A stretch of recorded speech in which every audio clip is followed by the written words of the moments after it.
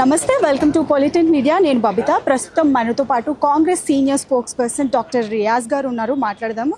Sir నమస్తే. Morning నుంచి ఇక్కడే ఉన్నారు.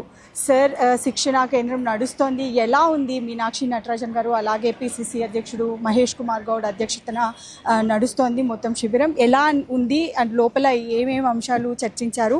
ఎలా ఉండబోతుంది కార్యాచరణ? బబిత గారు, భారతదేశంలో భారత రాజ్యాంగం ఓటు హక్కును 18 సంవత్సరాలు దాటిన అందరికీ కల్పించింది.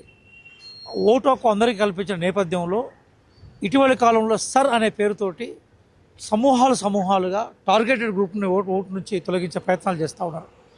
ఓటు హక్కు ఎప్పుడైతే కోల్పోతారో ప్రజల యొక్క ఉనికి ప్రశ్నార్థకం అవుతుంది. ఓటు హక్కు కోల్పోయిన వాళ్ళకు సంక్షేమ పథకాల నుంచి దూరం చేసే ప్రయత్నం చేస్తున్నారు.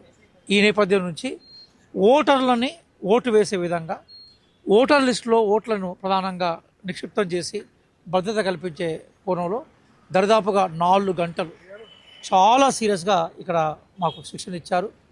మేము మా నియోజకవర్గాలపై ఓటర్లను కాపాడుకోవడం, లేదా కొత్త ఓటర్లను చేర్చడం, అన్యాయంగా ఎవరైతే ఓటర్ లిస్టు తొలగించబడతారో వాళ్ళకి మళ్ళీ ఓటు హక్కు కల్పించడం, దాని మీద జాతీయ స్థాయి నుంచి నిపుణులు వచ్చారు, అలాగే ప్రొఫెసర్స్ వచ్చారు. వాళ్ళందరూ కూడా విషయాలు చెప్పారు.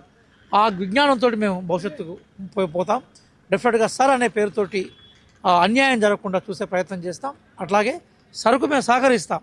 కానీ అదే సందర్భంలో సమూహాలుగా ఓట్లను తీసేయడం కానీ, టార్గెట్ ఓట్లను తీసేయడం కానీ సరైన చర్యగా మేము భావించట్లేదు.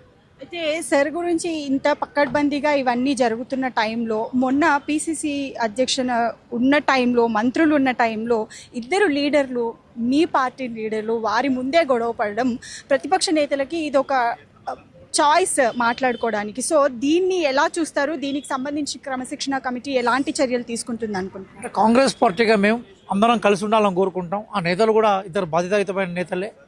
ఏదో చిన్న అంశం మీద ఘర్షణ జరిగింది, తర్వాత వాళ్ళు కలిసి సందేశం కూడా బయటకు ఇచ్చారు. సరే, దానికి మేము పెద్దగా ప్రయారిటీ ఇవ్వట్లేదు, కానీ భవిష్యత్తులో అవి జరగకుండా మేము తీసుకుంటాం. అట్లాగే ఆ చిన్న గొడవల దగ్గర మనం రాజీ పడకుండా ఏమైందంటే భవిష్యత్తులో ప్రజలకు సందేశం ఇవ్వడంలో కొంత విఫలమవుతూ ఉంటాం.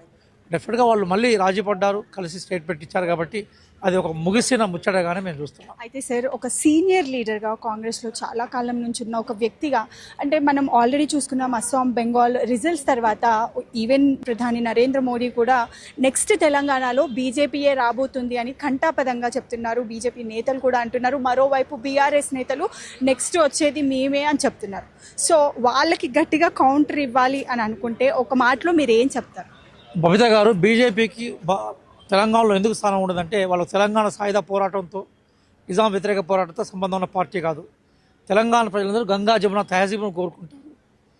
నెహ్రూ, ఇందిరాగాంధీ గారు ఇక్కడ నుంచి రిప్రజెంట్ చేసినప్పుడు అనేక అభివృద్ధి పథకాలు చేశారు. ఇప్పుడు డైనమిక్ లీడర్గా ఉన్న రేవంత్ రెడ్డి గారి నేతృత్వంలో ముందుకు పోతున్నాం.